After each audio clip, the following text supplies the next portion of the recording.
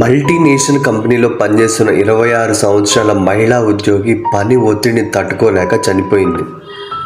ఆమె పేరు అన్నా సెబెస్టియన్. ఆమె మార్చిలో కంపెనీలో జాయిన్ అయింది. జూలైలోనే చనిపోయింది. అంటే సరిగ్గా 4 నెలలు.